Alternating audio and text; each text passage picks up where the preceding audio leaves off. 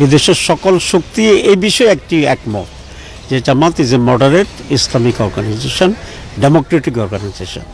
তারা নানাভাবে নানা ব্যক্তি তাদেরকে বিভ্রান্ত করার চেষ্টা করেছিল, কিন্তু তারা যখন বাস্তবতায় আসছে, জামাতের অ্যাক্টিভিটিসকে যখন তারা ফলো করেছে, জামাতের ডেমোক্রেটিক পার্টিসিপেশনকে যখন তারা বিবেচনা করেছে, তখন তারা কনভিন্সড হয়েছে সকলেই যে জামাত একটি মডারেট ডেমোক্রেটিক ইসলামী দল, এবং সেজন্য সকলের সাথে আমাদের সম্পর্ক হচ্ছে, সকলের সাথে আমাদের সম্পর্ক বৃদ্ধি হচ্ছে।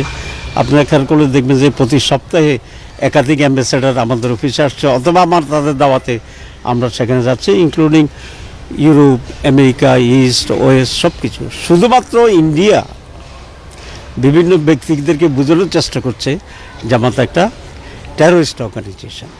যদিও তাদের কথায় লোকেরা কনভিন্সড হচ্ছে, আমি মনে করি না যে তাহলে আমাদের সাথে আসলে। এবং ভারতও জানে জামাত টেররিস্ট অর্গানাইজেশন নয়, ভারতও জানে জামাত ইজ এ মডারেট অর্গানাইজেশন, কিন্তু তাদের দৃষ্টিভঙ্গিগত সমস্যার কারণে জামাত এবং ইসলামের প্রতি তারা জামাতকে ইচ্ছাকৃতভাবে টেররিস্ট বানিয়ে বা এই কালার দিয়ে বিদেশিদেরকে বিভ্রান্ত করার জন্য চেষ্টা করছে।